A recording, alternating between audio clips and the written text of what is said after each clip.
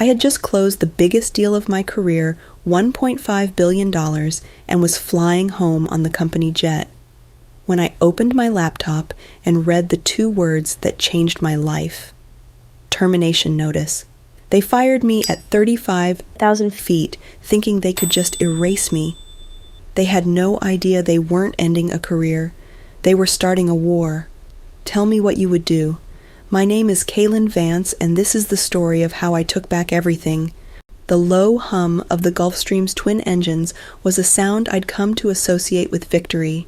It was a deep, resonant purr that vibrated right through the buttery leather of the seat, a sound that meant the deal was done, the battle was won, and all that was left was the smooth, quiet glide home.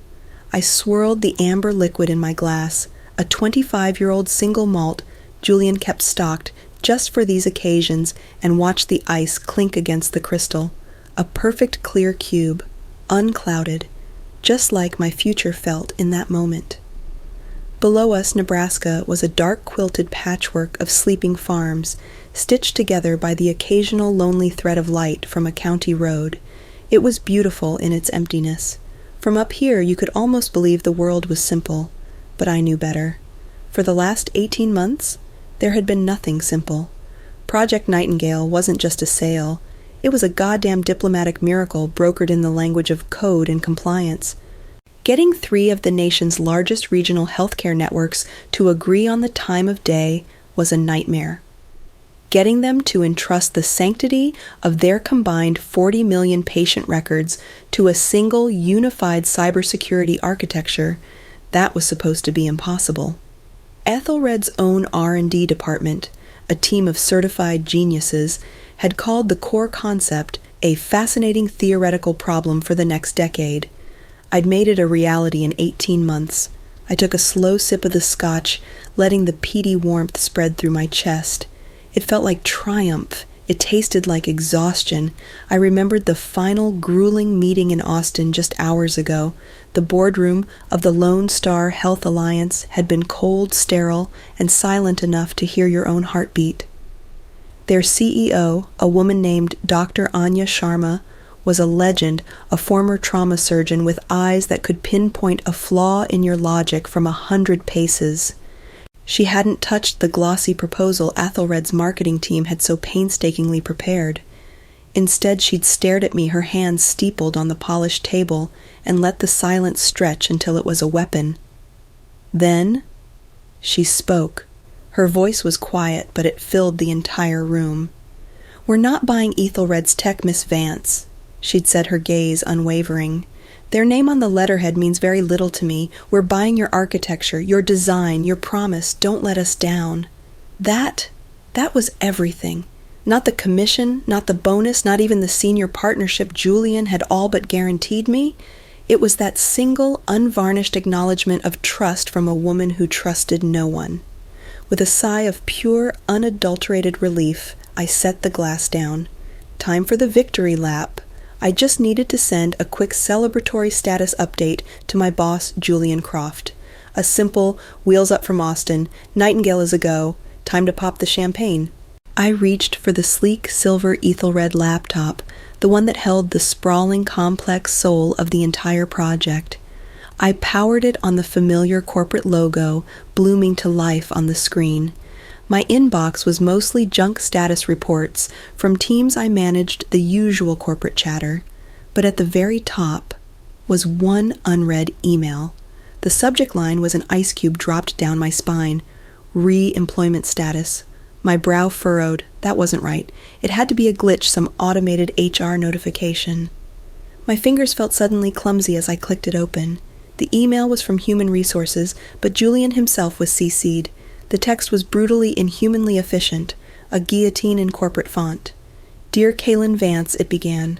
"This notice is to inform you that your employment with Ethelred Data Dynamics has been terminated effective immediately for cause, citing gross insubordination and unauthorized alteration of proprietary company protocols during the execution of Project Nightingale."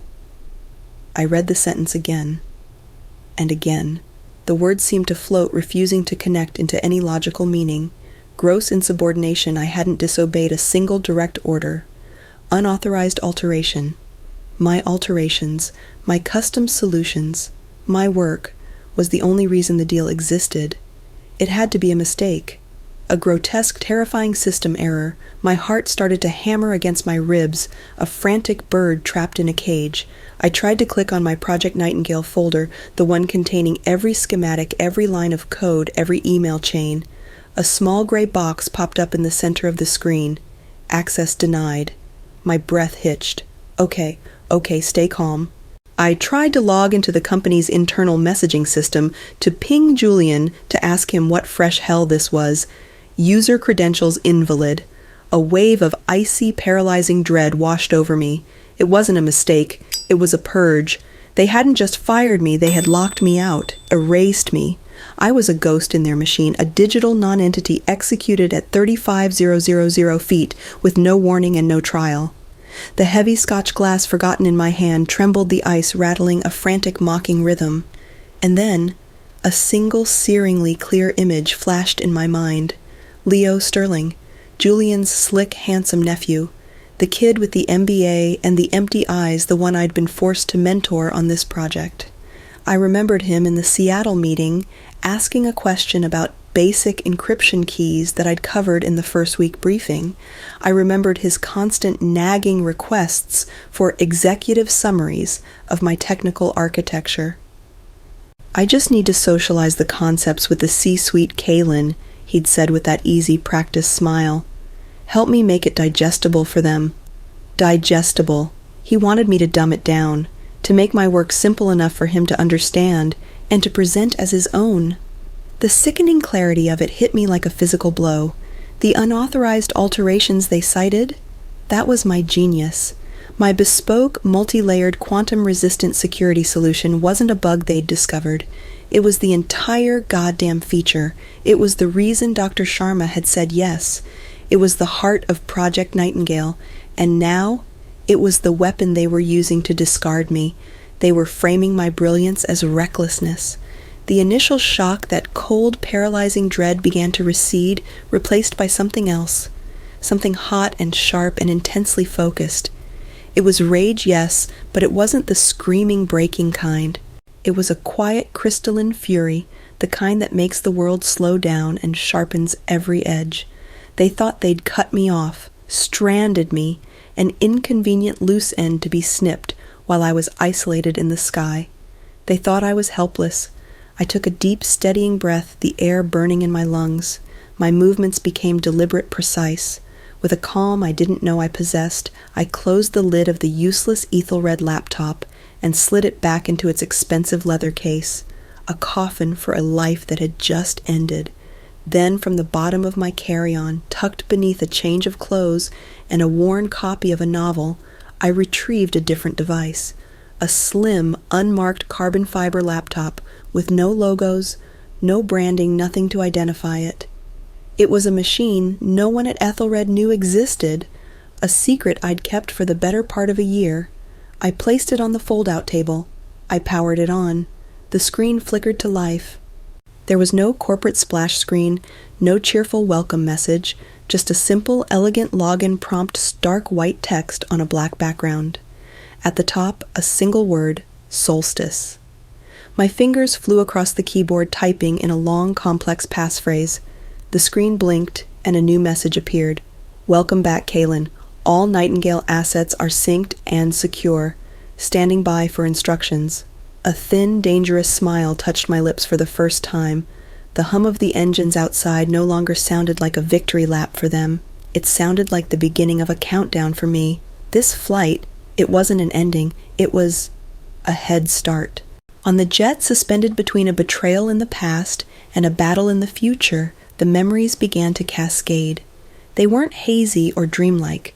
They were sharp-edged fragments of evidence arranging themselves into a mosaic of my own undoing. My mind, a crime scene investigator, sifting through the debris, kept returning to the beginning, to Julian's office, 1 year ago. Julian Croft's office was on the 95th floor of the Aon Center, a perch so high that on cloudy days you felt like you were floating in a separate, more important world. The air was different up there, thin and tasting of money. He stood before the floor-to-ceiling windows, a silhouette against the sprawling map of Chicago. Even with his back to me, he radiated a kind of gravitational pull. "They won't talk to each other," he'd said, his voice smooth and persuasive, turning to face me with a smile that could charm a lock off a vault. "The egos at Pacific Crest, Rocky Mountain, and Lone Star, they're legendary. They don't trust us, Kalen. And their systems, a complete goddamn mess, an open invitation for a catastrophic breach." He walked over to his massive mahogany desk, leaning against it, making the cavernous room feel intimate. "But," he'd continued, his eyes locking onto mine, "they have one thing in common. They're terrified, and that's our opening. If anyone, and I mean anyone, can thread this needle, stitch them together, and build a fortress around their data, it's you." I felt a swell of pride. It was what I lived for, the impossible problem, the elegant solution. "This project, Kalen," he'd said, lowering his voice conspiratorially, "isn't just a deal, it's your magnum opus. You pull this off, and you're not just getting a bonus, you're getting a senior partnership, a seat on the executive board. This is your key to the kingdom." His voice was like honey, and I, loyal and ambitious, drank every last drop. I saw the kingdom he was offering. I saw my name on the door. What I didn't see was the fine print. 10 months ago. The fine print walked into Julian's office, wearing a tailored suit that cost more than my first car and a smile that never quite reached his eyes. "Kalen, I want you to meet my nephew, Leo Sterling," Julian had said, placing a proud proprietary hand on the young man's shoulder.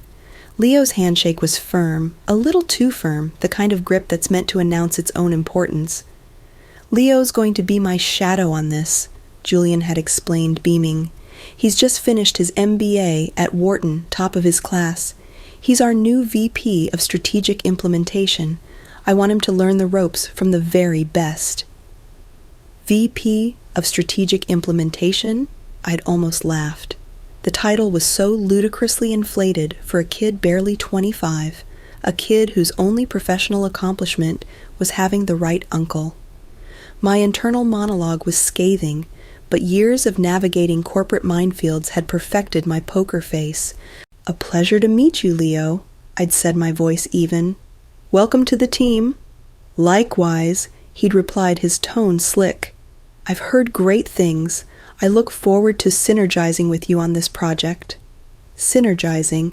I knew right then it was going to be a long, painful 18 months. He wasn't an apprentice who wanted to learn a craft. He was an heir, waiting to inherit a title. 7 months ago. The first real crack in the facade appeared in a soulless, glass-walled conference room in Seattle. We were meeting with Pacific Crest Health, and their CIO was a man named Marcus Thorne.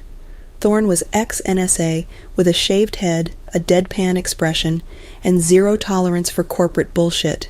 He held our standard security proposal between his thumb and forefinger as if it were a dirty diaper. "This," he'd said, his voice a low growl, before tossing the glossy booklet onto the center of the table, "is off-the-shelf junk.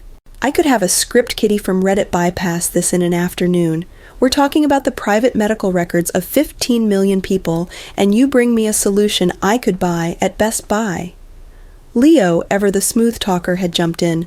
"Marcus, what we're presenting is a robust, scalable framework." Thorne had cut him off without even looking at him. His cold eyes were fixed on me. "I want to hear from the engineer," he'd snapped. "Not the suit." The room fell silent. All eyes turned to me. I felt a surge of adrenaline, of pure focused clarity. I stood up, walked to the massive whiteboard, and uncapped a black marker. "You're right, Marcus," I'd said calmly. "The standard model is insufficient. What you need isn't a better wall, it's a smarter immune system." For the next hour, I didn't sell. I taught. I diagrammed a completely new, multi-layered, decentralized security protocol. I talked about quantum key distribution, zero trust architecture, and behavioral analytics to detect threats before they could even act. The room was rapt. When I finished, my hand covered in dry erase ink, Marcus Thorne was silent for a long moment. He just stared at the complex web of diagrams on the board. "Okay," he'd said finally, a flicker of something like respect in his eyes. That might work. Send me the specs. On the flight back to Chicago, Leo was unnervingly quiet. He stared out the window sullen. I caught him looking at me once, a quick sideways glance. It wasn't admiration. It wasn't respect for the deal I had just saved. It was a dark, curdled look of pure, unadulterated jealousy. That was the first time I felt a genuine chill. That was the first red flag. 3 months ago. The final piece of the puzzle clicked into place late one Tuesday night. I was in my home office, a small, quiet space that looked out over the twinkling lights of Lincoln Park. My dog, a scruffy terrier mix named Hopper, was asleep at my feet. It was the only part of my life that felt disconnected from Ethelred, a small sanctuary of my own. I was working, of course, refining the very architecture I'd designed on that whiteboard in Seattle, turning a concept into flawless, executable code. An email popped up. It was from Leo. "Kaylin," it read, "hope you're having a good evening. Quick question. Can you create a version of the Nightingale security schematic that's simplified? Julian is having a hard time grasping the granular details. We need something more high-level for the board to digest." I stared at the email, a cold knot forming in my stomach.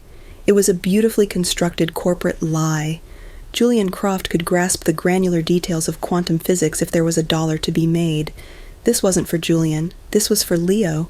He was asking for a dumbed-down coloring book version of my work, a version he could understand, a version he could present, a version he could ultimately claim as his own. I pushed back politely but firmly.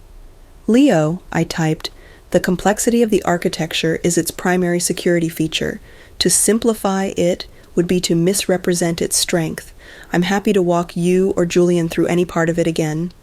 His reply came back in less than a minute. It was terse, the polite facade stripped away. "Just get it done. Julian's orders." And there it was. The lie, the threat, the dismissal. All of it wrapped in a neat little package. He was telling me to make my own work easy to steal, and he was using his uncle's name as a cudgel. My fingers hovered over the keyboard. I thought about forwarding the exchange to Julian. I thought about walking into his office and calling the whole thing out. But I knew how it would go. I would be seen as difficult, as not a team player. Leo would play the victim. Julian would protect his bloodline. So I did something else. That night, my dog snoring softly beside me, I opened a new browser window. I purchased a secure off-site server based in Boise. I set up a shell corporation named Solstice Cybernetics, and then with meticulous care, I began to build my lifeboat. I started mirroring every file, every email, every line of code, every scrap of data related to Project Nightingale to my new secret server. I documented everything. I didn't know when I would need it, but I knew with a certainty that chilled me to the bone that a storm was coming. Return to the present.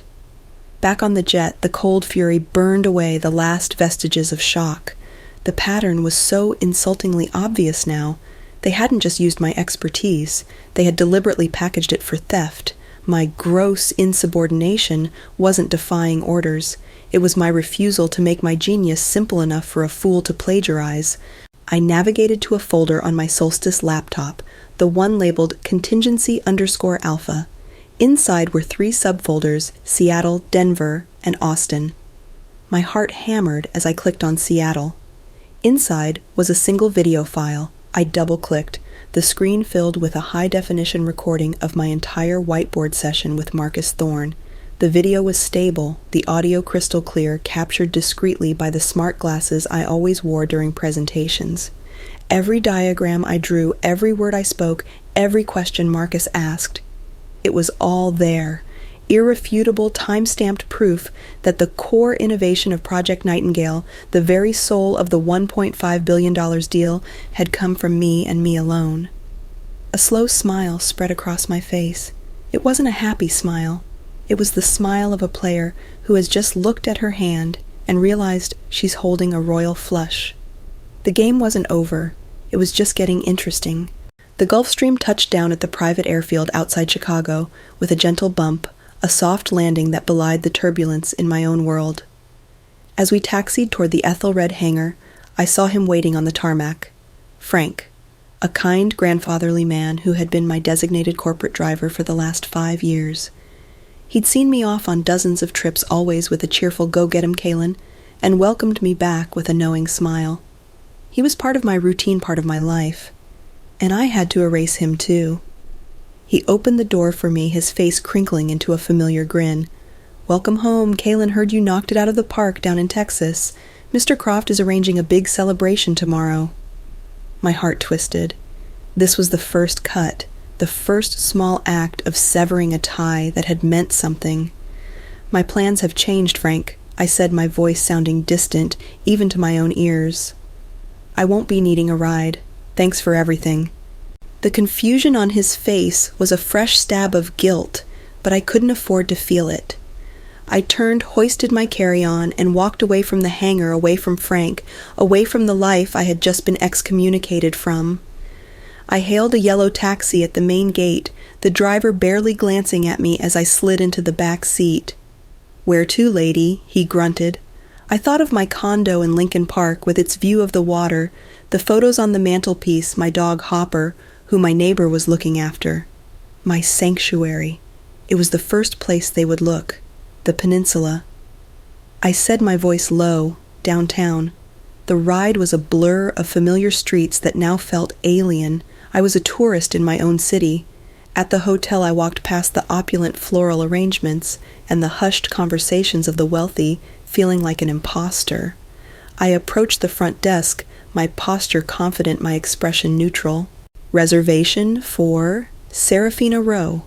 I said the name feeling strange and foreign on my tongue. I paid the deposit for 3 nights with a thick wad of cash I kept in my bag for emergencies. I'd always thought of it as my missed flight in a foreign country fund. I never imagined I'd be using it to become a fugitive in my own hometown. The suite was on the 18th floor, a vast impersonal space of beige carpets and dark wood.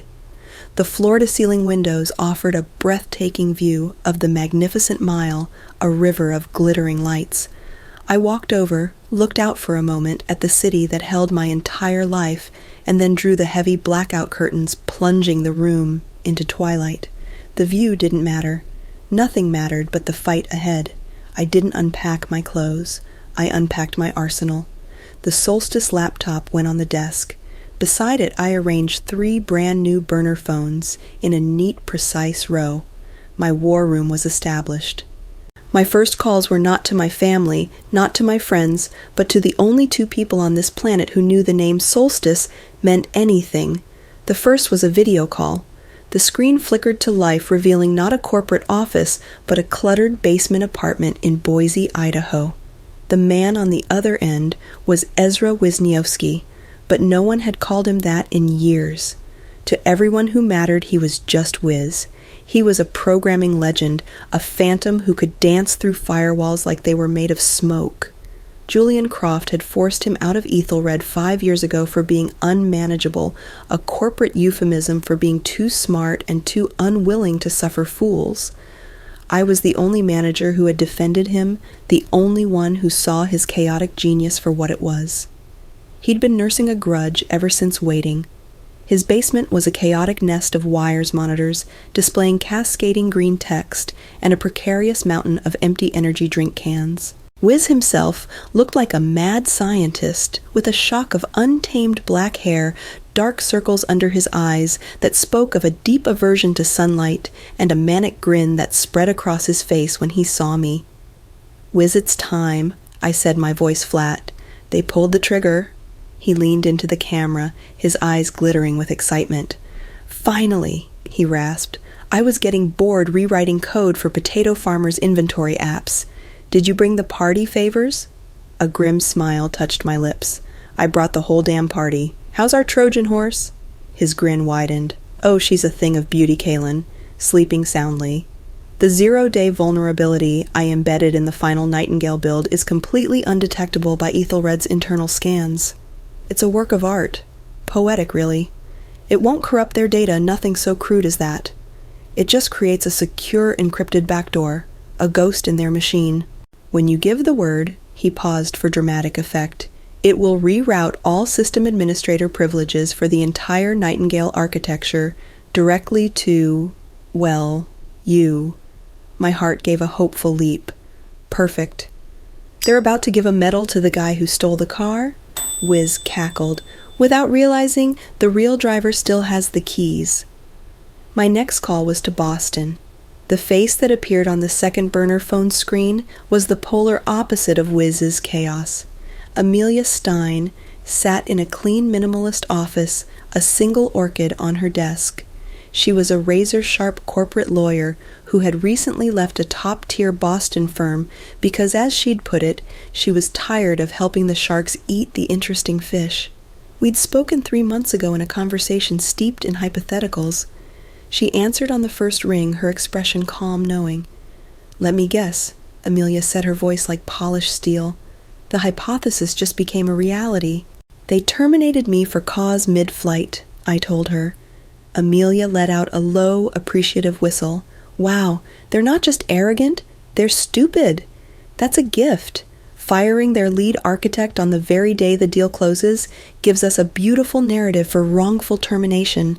She paused, her eyes narrowing slightly. "But you're not after a settlement, are you, Kaylin?" "I'm not after money, Amelia," I said, my voice hard. "I'm after the project. My project." A slow, dangerous smile spread across Amelia's face.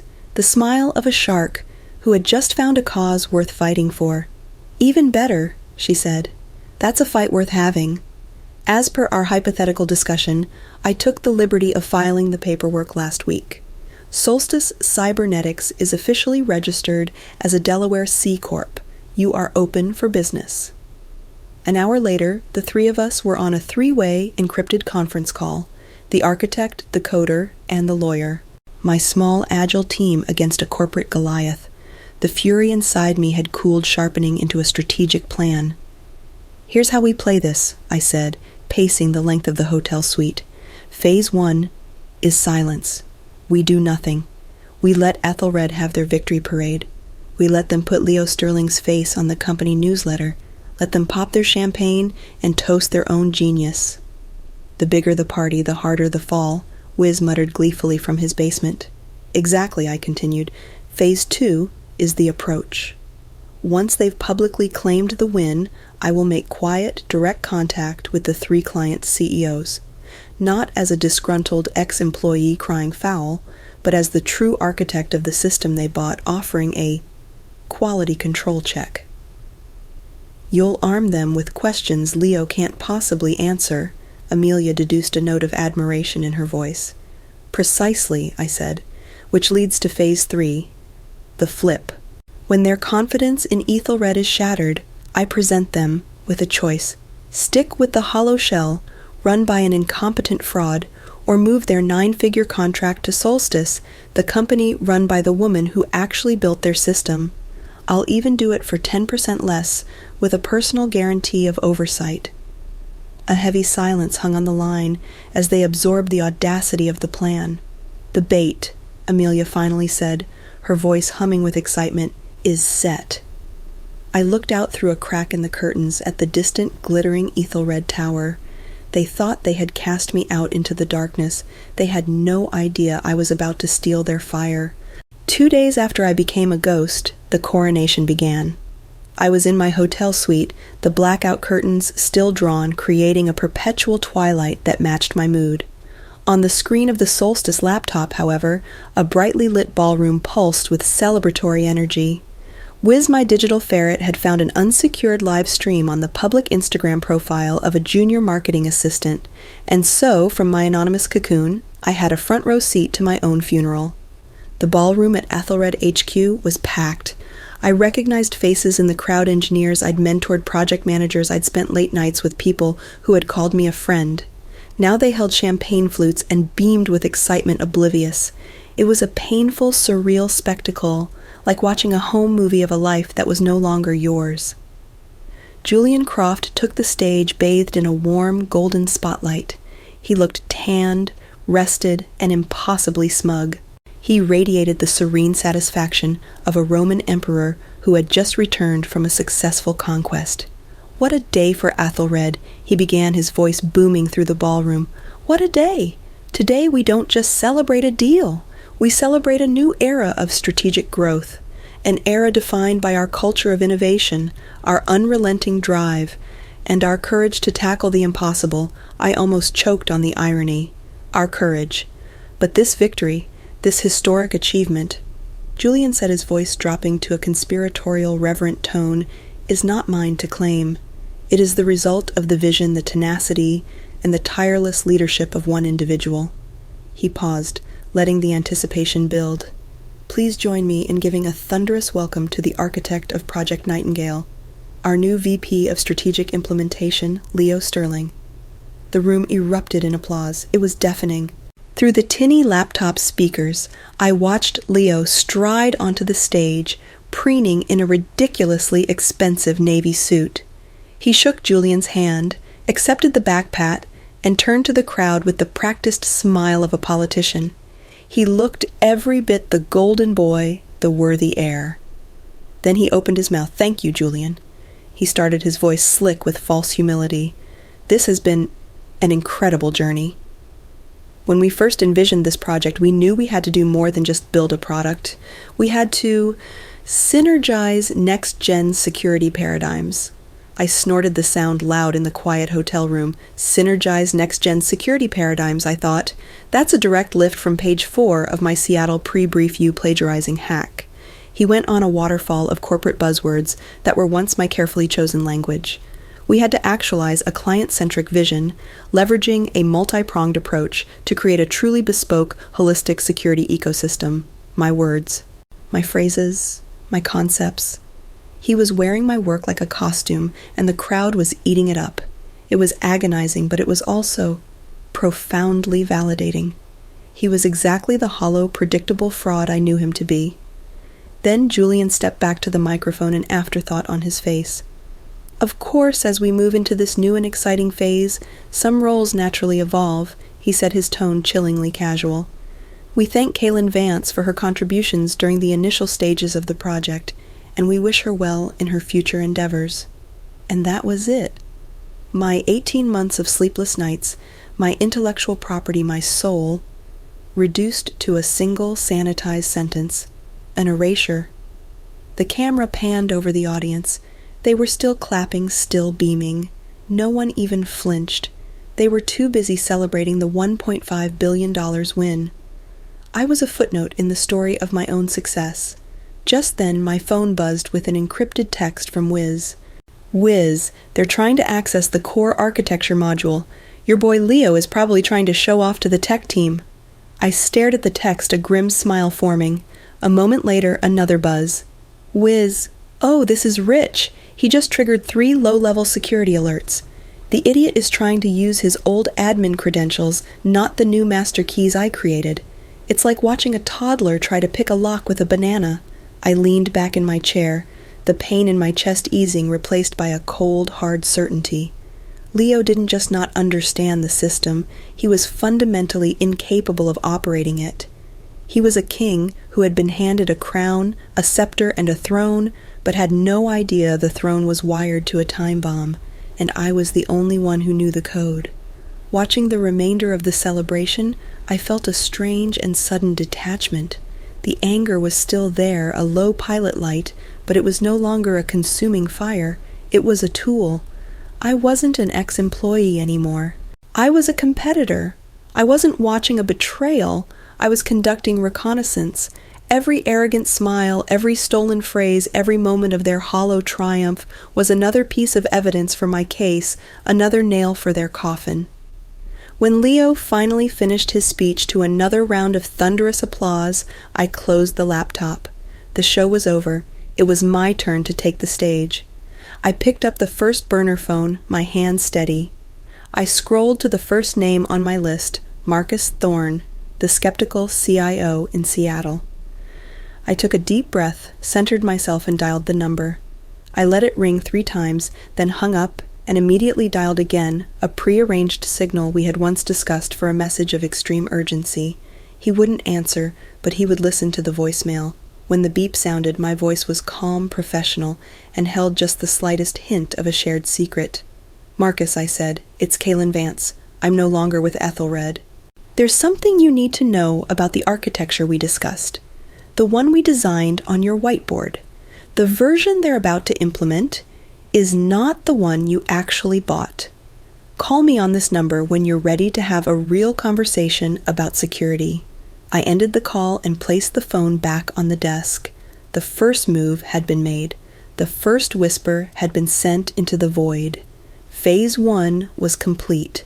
Now, I just had to wait for the silence to break. The silence after I ended the call to Marcus Thorne was a physical presence in the room. It was heavier than the air, thicker than the darkness behind the curtains. I had just lit a fuse hundreds of miles away. Now, I had to wait for the sound of the explosion. Every passing second was a small eternity. I traced the rim of a cold, untouched glass of water on the desk, my mind replaying the conversation, analyzing every nuance, every pause. Was it enough? Was it too much? I didn't have to wait long. Less than an hour later, the burner phone designated for Seattle vibrated against the polished wood, a sharp, angry buzz. I let it vibrate twice more before answering my own small power play. "Vance," I answered, my voice a study in calm. "What is this Vance?" Marcus Thorne's voice was a low growl, stripped of all pleasantries. Some kind of sour grapes play, you get fired and now you're trying to poison the well. I took a slow breath, refusing to rise to the bait. Anger would make me look weak, vengeful. I needed to sound like what I was, an expert with a legitimate concern. "Not at all, Marcus." I said, my tone even and professional. "Ethelred is free to run their business however they see fit. I'm calling for my own peace of mind and for the integrity of the project we discussed." "Get to the point," he snapped. "Of course," I said. "I just have a simple technical question. When Leo Sterling briefs your tech team on the quantum key distribution protocol, could you do me a favor and ask him to explain how he plans to mitigate against photon number splitting attacks?" I let the question hang in the air for a moment before adding, "I had a custom countermeasure for it, a rather elegant one actually. But I'm not sure if it made it into the final build he presented." A long, heavy silence stretched across the line. It was so complete I could hear the faint static hum of the connection. In that silence I knew I had him. Marcus Thorne, the ex-NSA pragmatist, knew a real technical question from a fake one. He knew this wasn't a casual inquiry. It was a lockpicker's tool, a specific key designed for a specific door, and he knew with sudden dawning certainty that Leo Sterling would not have the slightest idea how to turn it. "I see," he said finally, his voice slow and measured, the suspicion replaced by a cold, dawning comprehension. "And where are you now, Kaylin?" "I'm independent, Marcus," I replied, allowing a sharp edge of confidence into my voice for the first time. "And I have the original, unadulterated schematics, the ones that actually work." I didn't need to say more. I ended the call, leaving him to ponder the implications. 1 seed planted, 2 to go, next Denver. Dr. Evan Reed of the Rocky Mountain Medical Group was a different animal entirely. He wasn't a tech guy, he was a data guy. A former hospital administrator obsessed with efficiency, risk management, and the bottom line. For him, a direct confrontation would be less effective than a carefully presented piece of incontrovertible data. I opened my Solstice laptop and composed a new email from a secure anonymous address. The subject line read, "For your internal risk assessment." The body of the email was brief and professional. "Dr. Reed," I wrote, "in the interest of ensuring a smooth implementation of Project Nightingale, I thought your risk management team might find the attached document useful. It's a redacted audit log from the final stress tests conducted on the system's core architecture. For your service level agreement, you may want to ask Ethelred to provide the unredacted version. Specifically, I would ask them to explain the resource allocation fix that was implemented at 0247 on the morning of October 11th. It was a critical patch." I attached the file, a single page, showing a column of numbers with a large black box redacting the most crucial data point. I knew for a fact that this log didn't exist in Ethelred's records. I had run the test on a secure development server, discovered a critical memory leak, patched it myself, and merged the fix into the final build without documenting it on their vulnerable main network. I had given him a map to a ghost that he, as a man obsessed with details, would be constitutionally unable to ignore. He would pull on that thread, and Ethelred's entire claim to technical competence would unravel. I hit send. 2 down. The final contact was the most difficult and the most important. Dr. Anya Sharma in Austin. She didn't care about technical jargon or audit logs. She cared about strength, integrity, and directness. An email would be deleted. A voicemail would be ignored. With her, I needed to look her in the eye. I sent a simple one-line request for a video conference through her executive assistant, a brief, time-sensitive follow-up regarding Project Nightingale. To my surprise, her assistant replied within minutes. Dr. Sharma can give you 5 minutes. Now. My heart hammered. This was it. I accepted the invitation, and a moment later, her stern, unsmiling face filled my screen. She said nothing, her silence a challenge. I didn't waste time with pleasantries. Dr. Sharma, I began, my voice steady. You told me in your boardroom that you were buying my work, not Ethelred's. I'm calling you today to honor that commitment. Her expression didn't change, but I saw a flicker of interest in her eyes. Ethelred and I have parted ways. I continued choosing my words with care. The version of the Nightingale system they're about to install is a compromised, simplified version of the one I designed and the one you approved. I have the original. The choice of which one you want protecting the data of your patients is, of course, yours. Before she could respond, I shared my screen. For 30 seconds, no more, no less, I displayed the full, unadulterated architectural schematic, the complex, beautiful, intricate web of my design. It was a show of overwhelming force, a glimpse of the real thing. Then just as quickly, I stopped sharing my face, once again filling the screen. I had made my statement. Dr. Sharma stared at me, her face an unreadable mask of stone. I had expected a question, an argument, a dismissal. Instead, she did the most unnerving thing of all. She said nothing. She simply reached forward and ended the call, the screen going black without a word. I leaned back in my chair, my body trembling slightly with adrenaline. The seeds were planted. The fatal questions had been asked. The irrefutable proof had been offered. I had just played my entire hand, pushing all my chips to the center of the table. Now, I could do nothing but sit in the silent, sterile hotel room and wait. Wait for the whispers to become shouts. Wait for the doubts to become demands. Wait for the storm I had just unleashed across 3 cities to finally break. The 24 hours after my calls felt like holding my breath underwater. Every siren on the Chicago streets below was a potential threat. Every knock on a nearby hotel room door sent a jolt of adrenaline through me. I existed on black coffee and the low, simmering hum of my own nervous system. I was an architect who had designed a demolition, and I was waiting, listening, for the first foundational crack, the first groan of stressed metal. It came on Monday morning not as a groan, but as a series of sharp, triumphant buzzes from the burner phone connected to Wiz. Wiz Showtime. Seattle is on the line with the boy wonder. They're on a recorded conference call. I'm in. I leaned forward, my eyes glued to the phone, my coffee forgotten. Wiz Thorne isn't messing around. He just asked him, straight up, the photon number splitting question. I held my breath. I could picture the scene perfectly. Leo, sitting in a plush Ethelred conference room, a deer in the headlights of a question he couldn't even begin to comprehend. Wiz, he's stalling, talking about, wait for it, holistic threat matrices. LOL, another buzz almost immediate.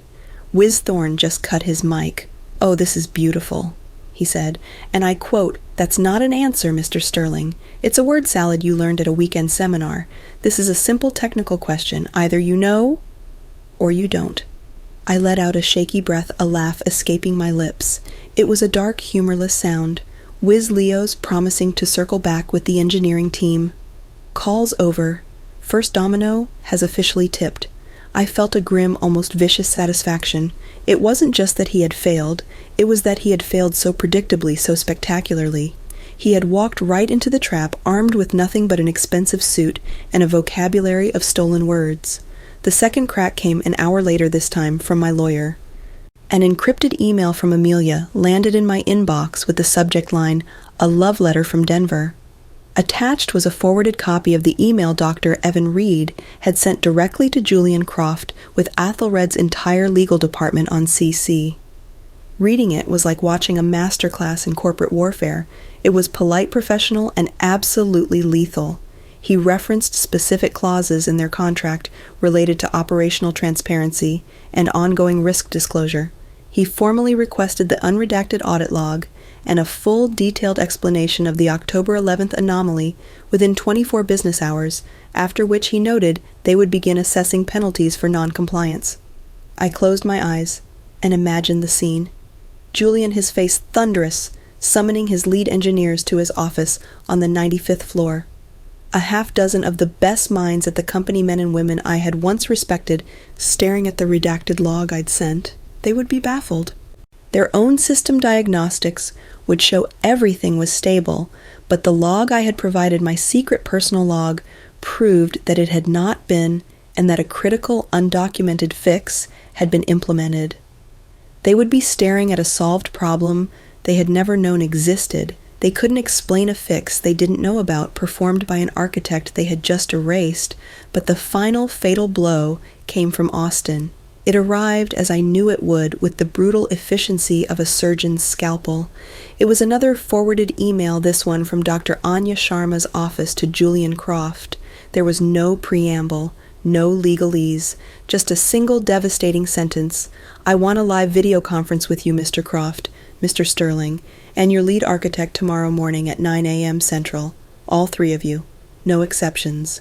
I read the line 3 times, savoring it like a fine wine. "And your lead architect." This was Julian's nightmare gift wrapped and delivered to his desk. He could no longer hide behind corporate doublespeak or celebratory press releases. A client was making a demand he could not possibly meet.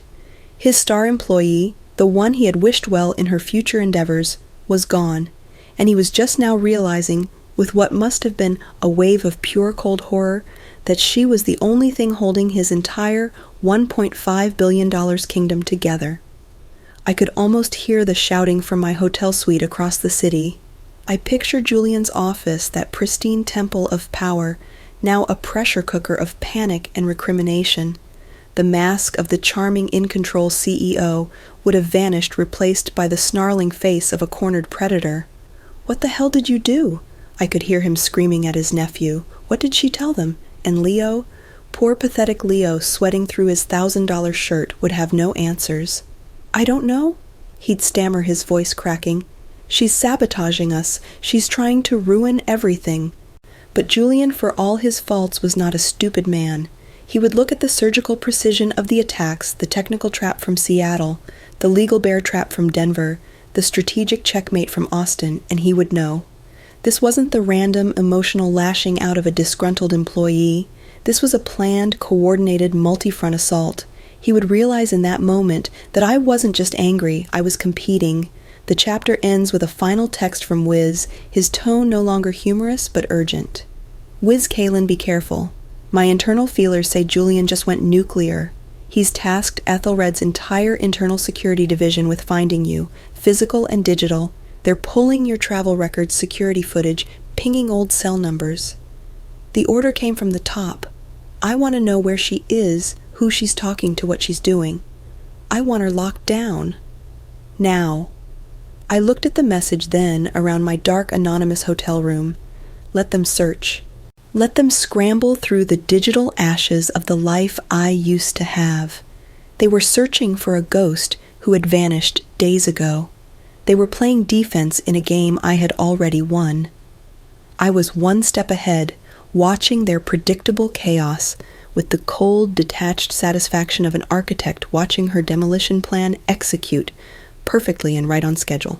The hunt for me was on, but the hunters were chasing a shadow. While Julian's security team was busy pulling my flight manifests, and trying to ping dead cell phones my hotel suite, my quiet, twilight-filled command center transformed. It was no longer a bunker for defense, but a launch pad for offense. The burner phones, which had sat silent for what felt like an eternity, began to light up one by one as the seeds I had planted began to bear their poisonous fruit. The Seattle phone rang first. Marcus Thorne. "Okay, Vance," he said, his voice a low rumble, devoid of its earlier aggression. He sounded tired, but focused. "You have my attention. I've just had a deeply unsatisfying conversation with Mr. Sterling, so talk to me. What's your play?" I took a breath, a current of exhilaration shooting through me. The shift had begun. "It's not a play, Marcus," I said, my voice calm and even. "It's a proposition, a better one." I swiveled in my chair to face my Solstice laptop where a sleek, minimalist presentation was already loaded. "Let me share my screen with you." The second call from Denver came before I had even finished with Marcus. Dr. Evan Reed was more cautious, his voice laced with the careful precision of a man who navigates a world of liability. "Your name has come up, Miss Vance," he began, his tone formal. "In relation to some informational discrepancies from Ethelred, I'm told you may have a solution." "I do, Dr. Reed," I replied smoothly. "I have a solution that is more transparent, more secure, and more cost-effective. May I have 10 minutes to demonstrate, and then the final call?" "Dr. Anya Sharma from Austin." Her face appeared on my screen as stern and unreadable as ever. She didn't wait for me to speak. "I'm canceling the meeting with Croft," she said, her words clipped and final. "Talk to me, Miss Vance. You have 5 minutes." I was ready. For each of them, I had a tailored pitch designed to speak directly to their deepest concerns, to their fundamental natures. I didn't waste a single second bad-mouthing Julian or Leo. Ethelred's incompetence had already spoken for itself. I focused entirely on the future, a future with Solstice cybernetics. To Marcus the technologist, I offered radical transparency. With Solstice, you get the architect, not a sales team. I explained navigating to a slide showing our proposed command structure. It was a flat hierarchy with me at the top. You'll have a direct 24/7 line to me and to my lead engineer. I brought Wiz onto the call for a moment. He gave a curt nod, his manic energy somehow projecting pure competence through the screen. And Marcus, I added, "We will give you and your team full source code access for auditing, no black boxes, ever. You will always know exactly what is protecting your data." To Dr. Reed, the risk manager, I offered a better deal and an ironclad safety net. Solstice can execute the exact same project scope for 10% less than Ethelred's fee, I said, showing him a simple, clear slide comparing the cost structures. We're leaner. We have no bloated corporate overhead, but more importantly, I leaned in, my voice full of conviction. I'm prepared to structure our contract with performance-based milestones. We don't get fully paid until your system exceeds all established security and efficiency benchmarks. We take on the risk, not you. On this call, I brought in Amelia. She spoke for less than a minute, her legal precision cutting through any potential concerns. The existing contract with Ethelred contains multiple clauses for termination based on non-performance and misrepresentation, she stated coolly. Migrating the agreement to Solstice will be a clean, legally defensible process. We've already drafted the necessary documents. And to Dr. Sharma, the leader, I didn't offer a service. I offered a covenant. "Dr. Sharma," I said, looking directly into the camera, "Ethelred saw you as a contract to be won, a number on a balance sheet. I see you as a partner in a critical mission, protecting the lives and privacy of your patients. Solstice isn't just a vendor. We're your dedicated cybersecurity defense team. When you call, I answer. The buck stops with me, always." For each of them, Wiz performed a stunning live 2-minute demonstration of the Solstice monitoring dashboard. It wasn't flashy. It was something better, clean, intuitive, and blindingly fast. It was real working technology, a stark contrast to the vaporware and promises they were getting from Ethelred.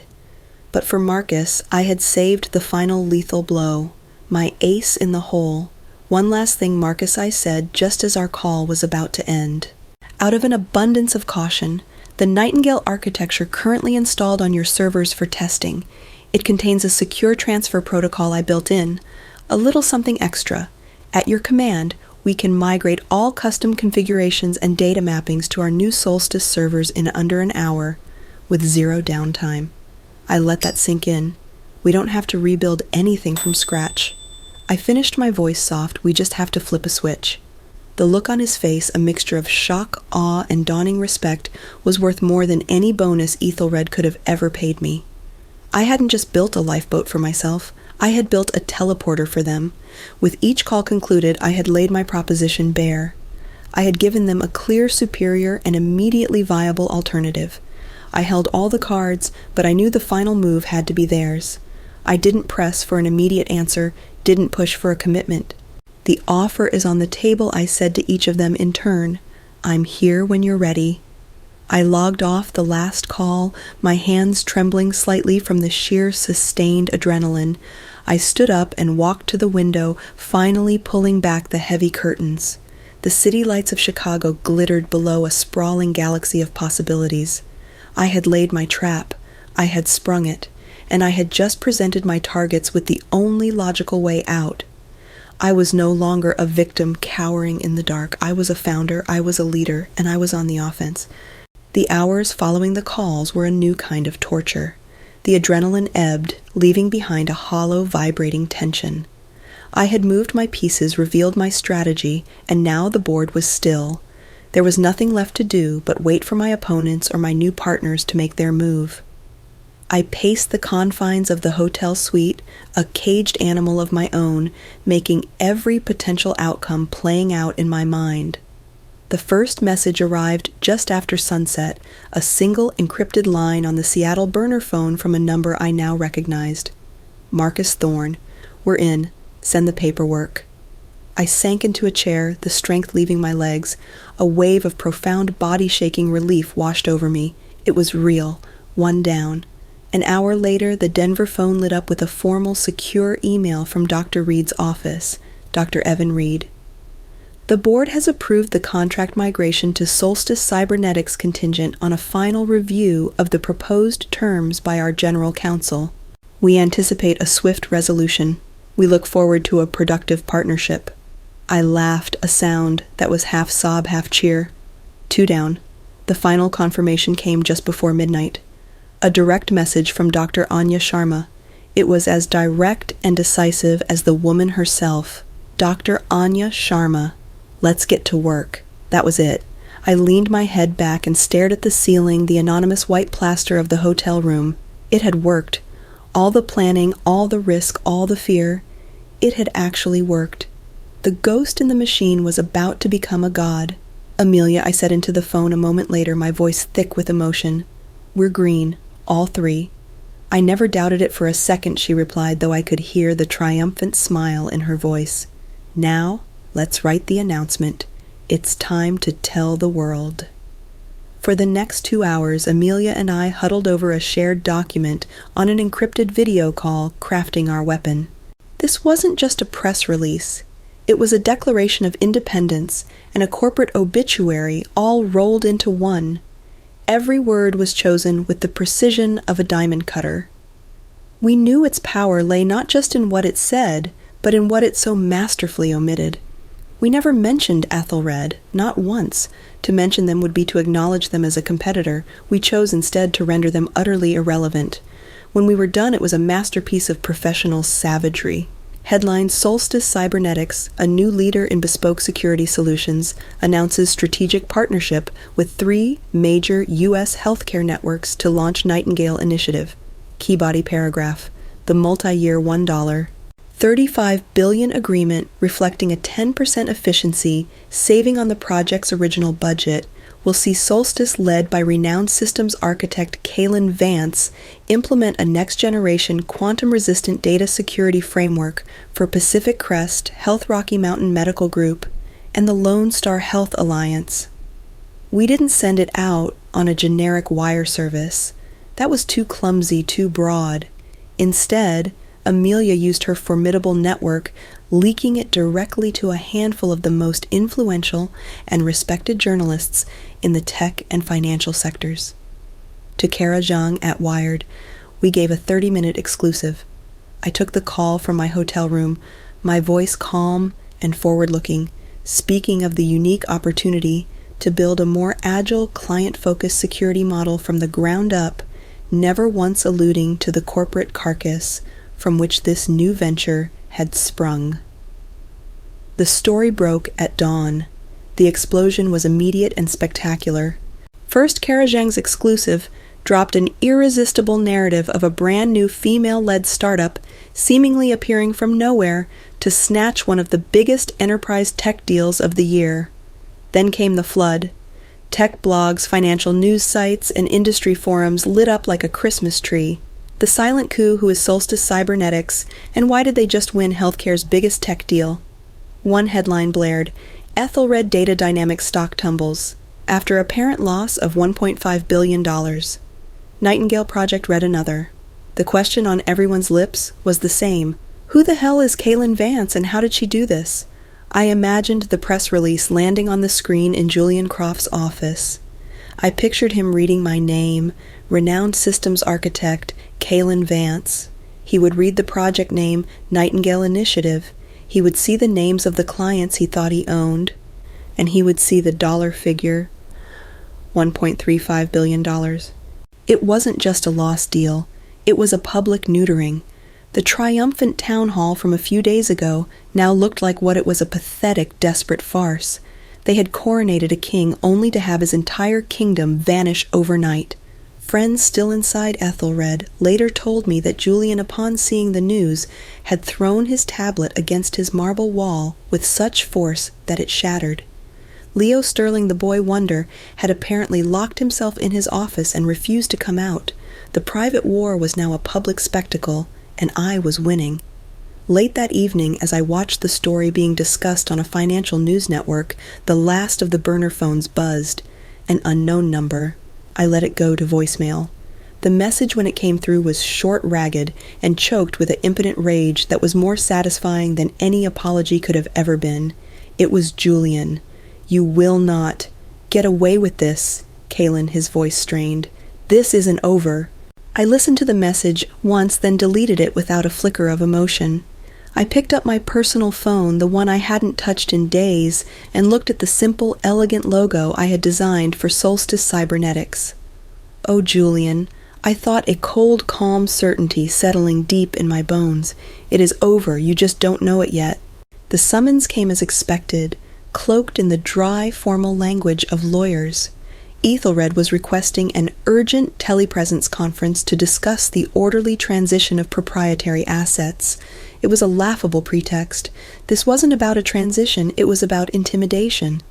It was Julian Croft's last-ditch desperate attempt to use the biggest club in his bag, the threat of endless soul-crushing litigation, to scare his clients back into line. I took the call not from the cloistered safety of my hotel room, but from a rented neutral site conference room in Denver. I had flown in that morning. It was time to stop being a ghost and start being a CEO. Amelia joined from her crisp professional office in Boston. Wiz joined from his chaotic command center in Boise. We were Team Solstice ready for the siege, my screen populated with the digital faces of the combatants. It was a Brady Bunch grid from hell. In the top row, Team Ethelred Julian, his face a tight mask of controlled fury, a florid, bulldog-faced man in an expensive suit whom I assumed was his lead counsel, and a row of grim-faced junior lawyers looking like they'd rather be anywhere else. Below them, a United Front Marcus Thorne doctor, Evan Reed, and Dr. Anya Sharma, each flanked by their own legal counsel. They looked less like participants and more like a panel of judges. And then there was us, the three of us, the upstarts, the architects of this chaos. The air crackled with unspoken hostility. Julian's lead counsel, a man named Mr. Hayes, broke the silence. He came out swinging his voice, a booming artificial baritone designed to command and intimidate. Let's be clear. He began, his eyes boring into the camera. Ethelred Data Dynamics has sole and exclusive ownership of all intellectual property related to Project Nightingale. Miss Vance, a former employee, has engaged in a coordinated and malicious campaign of intellectual property theft, a flagrant breach of her employment contract, and tortious interference with established business relationships. He paused, letting the accusations hang in the air. We are therefore demanding the immediate cessation of all activities by the entity known as Solstice Cybernetics. Furthermore, we are preparing to file for an injunction and will pursue damages to the fullest extent of the law. Be advised, he said, now looking at the stoic faces of the clients, that proceeding with this rogue entity will mire your organizations in years of costly litigation and legal discovery. He sat back smug and satisfied. The threat was laid bare. Fall in line, or we will bury you in paper. I let the silence stretch for a beat. Then I gave Amelia a subtle nod. She leaned forward, her expression calm, almost serene. Thank you for your passionate opening statement, Mr. Hayes, she said, her voice like polished steel cutting through his bluster. Now, allow me to clarify a few points for the record. Let's start with the intellectual property. Her tone was conversational, as if explaining a simple concept to a child. The proprietary technology you're referring to is a unique quantum-resistant architectural solution, a solution which, according to Ethelred's own internal R&D assessments from last year, your company was incapable of developing in-house. We have sworn affidavits from 3 of your former senior engineers to that effect should discovery become necessary. Hayes's smug expression faltered slightly. Amelia continued, her voice hardening just a fraction. Furthermore, and this is the most critical point, Miss Vance's employment was terminated by Ethelred for cause citing, and I quote from the letter, unauthorized alteration of proprietary company protocols. In firing her for creating this specific architecture, Ethelred legally disavowed her work. You can't fire someone for building something you call unauthorized on Tuesday and then claim you own it on Wednesday. The legal doctrine of estoppel is quite clear on this point. Your argument she finished delivering the killing blow is not only weak, it is legally incoherent. Julian, seeing his bulldog lawyer momentarily stunned into silence, couldn't help himself. He lunged forward, his voice strained with fury. This is absurd. She built it on company time with company resources. This was my cue. I spoke for the first time, my voice steady and cold-looking, directly at the image of the man I once respected. Julian, I said softly, did you really think, after everything, that I wouldn't keep records? It was a question, but it landed like a sentence. On cue, I gave Wiz a nod. Wiz, I said, if you would. A new window suddenly dominated the video conference. It was Wiz sharing his screen. He said nothing. He just played the evidence. First, the 30-second video clip from my smart glasses of the whiteboard session in Seattle, my voice clear as a bell, outlining the core concepts. Next, the email from Leo Sterling, his smarmy request for me to simplify my work for the board. Then, the final damning piece, the server logs from the Ethelred Town Hall, showing Leo's repeated failed attempts to access the system's core module with invalid credentials. It was a rapid-fire, irrefutable presentation of Ethelred's bad faith, incompetence, and attempted plagiarism. It was checkmate. When the screen share ended, the silence was absolute. The bulldog lawyer looked like he'd been punched. Julian's face was a pale, bloodless mask. It was Marcus Thorne who broke the spell. He spoke on behalf of all 3 clients, his voice a low, gravelly verdict. Gentlemen, he said, addressing the Ethelred team, we're done here. We have lost all confidence in Ethelred's ability to execute, and frankly in its leadership's integrity. Your threats are noted, and they will be met with a unified legal response from all 3 of our organizations. We are moving forward with Solstice Cybernetics. The contracts have been signed. He paused, his gaze sweeping over all of them. This conversation is over. And then, in a perfectly coordinated move, Dr. Reed and Dr. Sharma, along with their entire legal teams, simply vanished from the screen. One by one, their windows went black, leaving Julian and his defeated lawyers alone facing the 3 of us. Julian was left sputtering, his mouth opening and closing with no sound coming out. He looked small. A king without a kingdom, without an army, without even a voice. I looked directly into the camera at him, at the wreckage of the man who had tried to break me. I didn't say I win. I didn't gloat. I simply delivered the final clinical diagnosis of his failure. You had my loyalty, Julian. I said, my voice quiet but carrying across the digital void. You had the best work of my life. You could have had a kingdom, but you chose to give it to an heir who wasn't worthy of the crown. I held his gaze for one last second. This wasn't theft, I said. It was a vote of no confidence, and with that I clicked end call. The screen went dark. The siege was over. 3 months after the siege, the world smelled less like sterile hotel suites and more like old brick fresh paint and industrial-strength coffee. Our headquarters, the global nerve center of Solstice Cybernetics, wasn't on the 95th floor of a Chicago skyscraper. It was in a sprawling converted warehouse in a quiet industrial park in Boise, Idaho. There were no corner offices, no mahogany desks, no hushed carpets. Instead, we had exposed steel beams, scarred wooden floors, and a dozen open-plan desks clustered together like a bustling colony. The only thing separating us was the quality of our code. Our central nervous system was a massive wall of monitors at the far end of the room, a constantly shifting tapestry of data streams, security alerts, and network performance graphs. It was our window into the world we were sworn to protect. The energy in the room was a low, constant hum, not of anxiety, but of intense collaborative focus. This was a place where things were built. Our team had grown. I had made a few careful calls reaching out to other brilliant engineers Ethelred had cast aside. Maya Singh, a quiet, meticulous data analyst whose groundbreaking work had been presented by Leo Sterling as his own, one too many times now ran our threat analytics.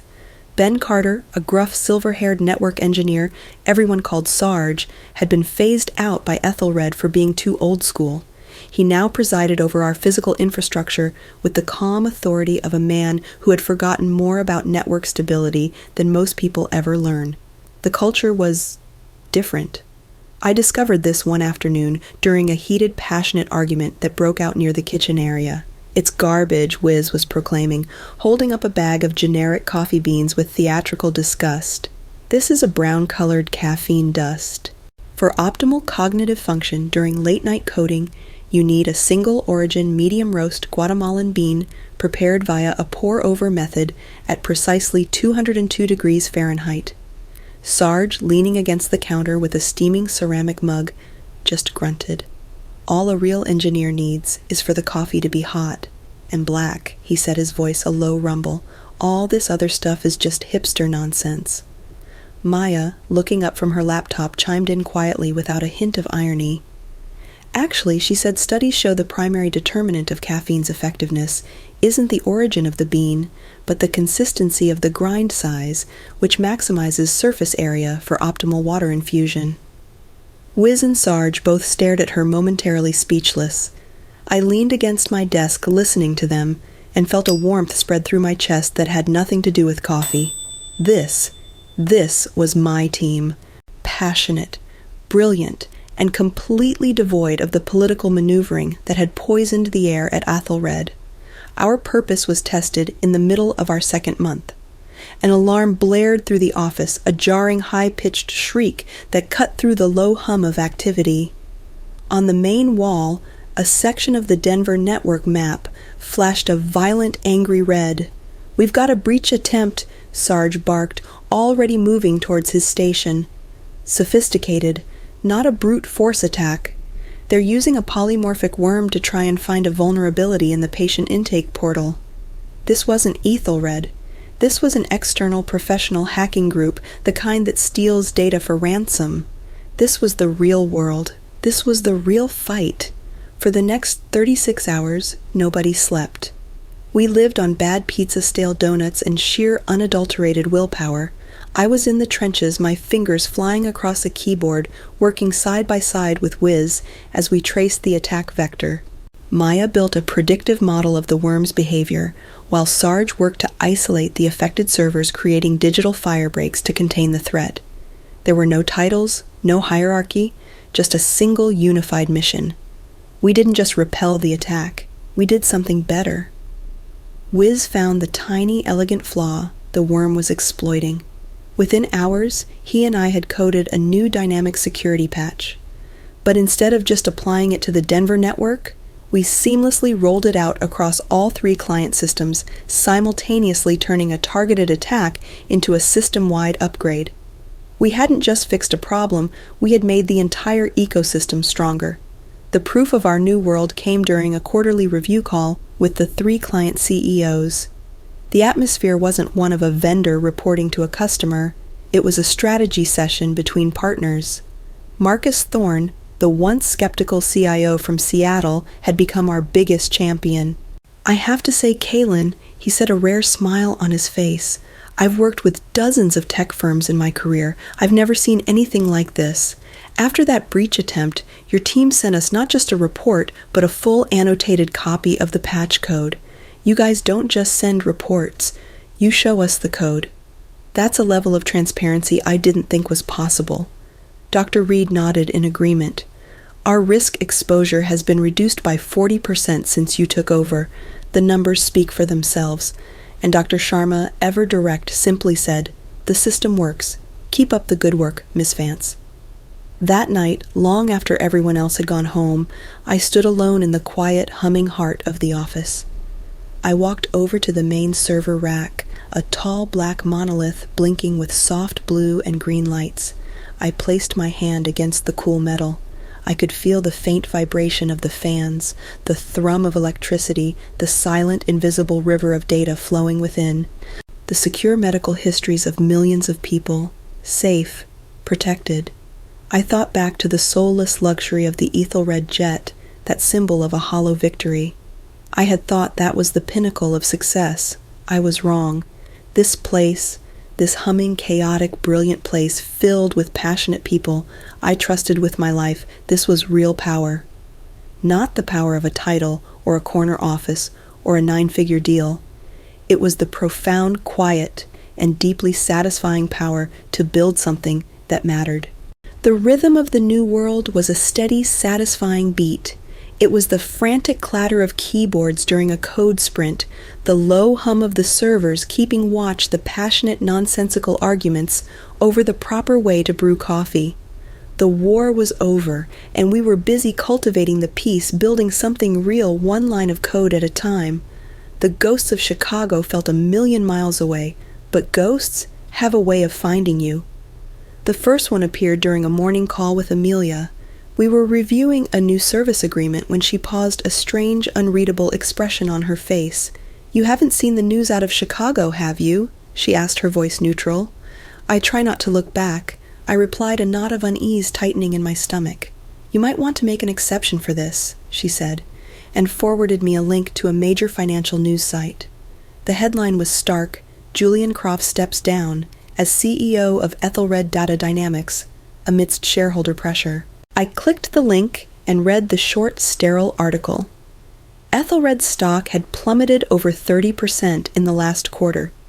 After the public humiliating loss of Project Nightingale, at least 2 other major enterprise clients had initiated full audits of their contracts, spooked by the display of incompetence. The board of directors, finally waking up to the fire burning down their house, had forced Julian out. The article ended with the classic cowardly corporate euphemism, "Mr. Croft is leaving to pursue other opportunities." I leaned back in my chair and stared at the words. I waited for the surge of triumph, the feeling of victory, the satisfaction of seeing the man who tried to destroy me get his comeuppance. But it never came. Instead, I just felt a strange, hollow emptiness, a quiet, melancholy sense of closure. His downfall was a direct consequence of my rise, but it was his own bottomless greed, his own fatal pride that had lit the match. He had been a titan, a king in a glass tower. Now he was just a ghost. The second ghost appeared a few days later, not as a headline, but as a quiet notification on my LinkedIn profile. An industry watchdog group had published an exposé on the Ethelred meltdown. I scrolled through it, and there he was, Leo Sterling. He wasn't just fired, He, along with his uncle, was the primary target of a massive shareholder lawsuit alleging gross negligence and fraudulent misrepresentation of his qualifications and his role in the Nightingale deal. The article painted a pathetic picture of a young man promoted far beyond his abilities, a hollow suit who had been handed a crown only to collapse under its weight. His career, the one that had been built on my back, was over before it had ever truly begun.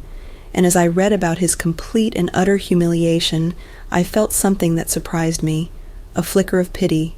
He was a weasel, a plagiarist, a willing pawn in his uncle's ugly game. But in the end, he was just that, a pawn. A weak boy who wanted to be a king and who had been destroyed by the very system that had tried to gift him the throne. The most dangerous ghost, however, arrived not with a bang or a whimper, but with the seductive whisper of an email. It was from Crestlight Ventures, one of the most prestigious and aggressive venture capital firms in Silicon Valley. The language was intoxicating, filled with flattering prose about Solstice's disruptive market entry, our visionary leadership, and our paradigm-shifting technology. They were, the email concluded, prepared to lead a Series A funding round. They wanted to invest $100 million. I stared at the number on the screen. $100, 00000. It was a staggering, life-altering figure. It was the kind of money that could allow us to scale massively, to hire hundreds of engineers, to open offices around the world. It was the kind of money that could turn Solstice Cybernetics into the next Ethelred. I immediately called a meeting with Wiz and Amelia. The debate that followed was the first time the three of us had ever been truly divided. Wiz was vehemently, passionately against it. He paced back and forth in front of his camera in his basement, a caged animal smelling a trap. "No, absolutely not," he'd exclaimed. "Kaylin, the second you take their money, you get their politics. We'll have a board to answer to a gaggle of suits who know nothing about code telling us what to do. We'll have quarterly growth targets that will force us to compromise our principles. They'll want us to sell out, to go public. They will poison everything we've built." He was afraid I realized of losing the very culture we had fought so hard to create. Amelia, ever the pragmatist, saw it differently. Wiz that money is a tool, she'd argued, her voice calm and logical, a powerful one. It would allow us to secure our market position, to accelerate our R&D, to attract the best talent on the planet. We could tackle bigger problems, protect more people. We don't have to let them control us. We can set the terms. We can use their capital to fortify our own kingdom. They both looked at me. The tie-breaking vote, I felt torn. The allure of that kind of power, that kind of influence, it was real. It was a tangible path back to the big leagues, a chance to build an empire on my own terms. It was the kingdom Julian had once promised me, now being offered by someone else. For a moment I was tempted, deeply tempted. I told them I needed a day to think. That night I couldn't sleep. I sat in my quiet apartment in Boise, looking out at the dark, silent mountains under a canopy of stars.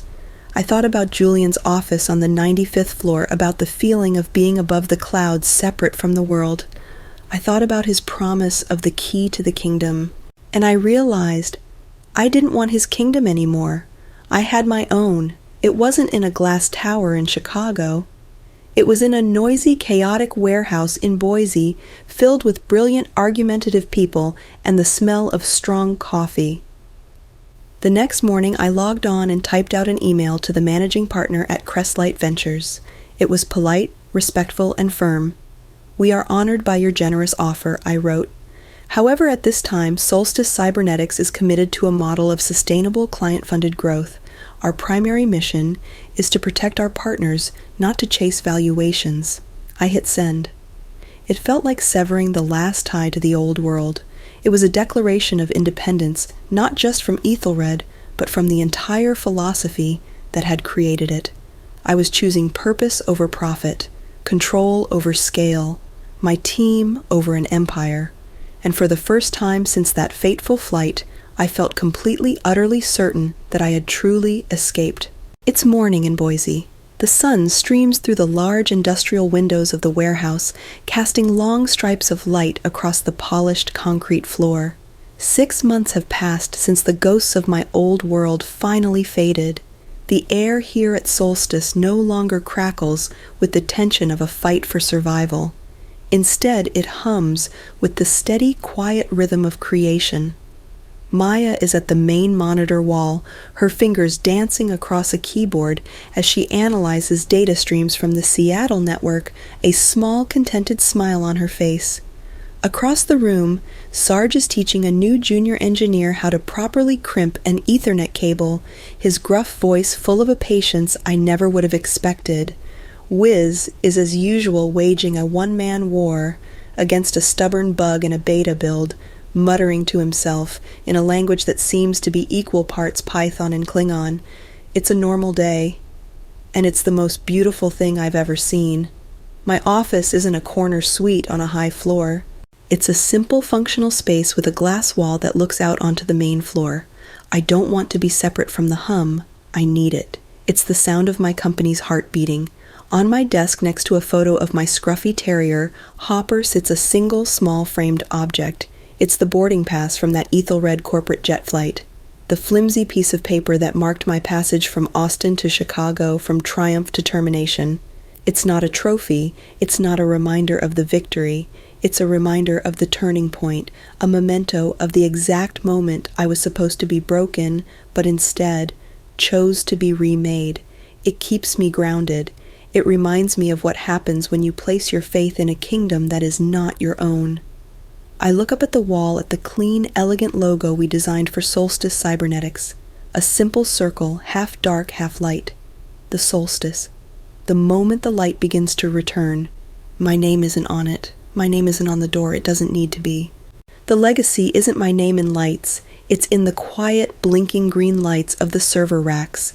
It's in the secure humming systems protecting the private data of millions of people I will never meet. The work speaks for itself. I used to think power was the office on the 95th floor, the private jet, the 9-figure deal. But that power was brittle-built on fear, on ego, on titles and image. It could be taken away in a single sterile email. The power I feel now, it's different. It's resilient. It's the power that comes from competence, from trust, from building something true with a team of people who believe in the mission as much as you do. They tried to erase my name from a project, but in doing so, they gave me the freedom to build a world where my values were the foundation. They didn't break me, they set me free. And as I look out at the distant, hazy outline of the mountains, my thoughts turn outward, to you. They will tell you to wait your turn, to be a team player. They will tell you that your ideas are too radical, too complex, unauthorized. They will put your name on the work when it's convenient, and erase it when it's not. They will hand the credit, the promotion, the kingdom itself to people who don't deserve it, and they will expect you to stand in the back of the room, smile, and applaud the coronation. When they do this, don't get angry, get organized, don't shout, build, keep a record, keep a second laptop, build your own server, your own team, your own lifeboat, because the system isn't broken. You have to understand that it was designed to work exactly the way it does, and your only choice, your only real power is not to try and fix their broken system, but to build a new one that makes theirs obsolete. They thought my story ended at 35,000 feet alone in a silent cabin with a termination notice blinking on a screen. They were wrong. That's not where my story ended, that's where it began. A soft chime sounds from my laptop, pulling me from my thoughts. It's a new email. The subject line reads, Introduction and Inquiry, European Healthcare Consortium. I open it. It's a warm introduction from Dr. Anya Sharma. She's referred us to a massive international group looking to build a secure continent-spanning data network. It's a project 10 times more complex, 10 times bigger than Nightingale, a new impossible mountain to climb. I read the email twice.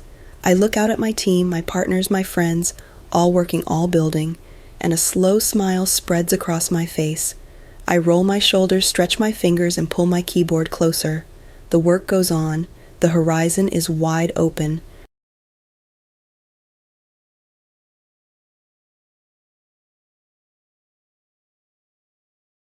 So, that's how it began. The real work. The new project from Europe was the first of many, each one more complex and more meaningful than the last. And in the quiet moments between the code sprints and strategy sessions, I've had a lot of time to think about what really happened up there at 35,000 feet. It's easy to look at a story like this and see it as a tale of revenge. The fallen employee who rises up and takes down the corrupt boss. And yes, I can't deny there was a certain satisfaction in watching Julian's glass tower crumble.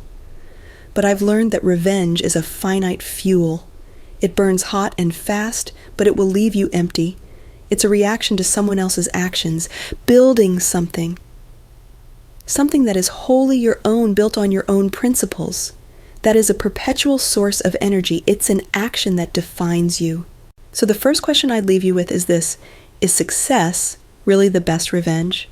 Or is building a future so fulfilling that revenge becomes a pointless, forgotten afterthought, the better path? The other thing I've come to understand is the psychology of what they did. When someone steals your work or denies you credit, they aren't just taking an idea. They are trying to erase a piece of you. They are trying to make you invisible, to invalidate your contribution so they can absorb it into their own narrative. It's a profound kind of violation. But the lesson I learned is that your value is not determined by their acknowledgement. Your ability to create, to solve, to build, that is inherent to you. It's the one thing they can never truly take, and that leads me to a philosophy I now live by. They can only take credit for the work you've already done. They can never steal the ability that allows you to do it again, but better. Your talent is your own. It is your most secure asset. So while you are giving your loyalty and your brilliance to a company, a project, or a leader, make sure you are also quietly, consistently investing in yourself. That second laptop isn't just about a secret plan, it's a metaphor. It's nurturing your network. It's learning a new skill on the weekend. It's documenting your accomplishments. It's building a lifeboat not because you expect the ship to sink, but because you respect yourself enough to be your own captain. This wasn't just my story. It's a story many of you might know in your own way. If this story made you think about a time you had to build your own lifeboat, or wish you had, I'd be honored to read about it in the comments. If you believe real power lies in building, not boasting, please share your thoughts.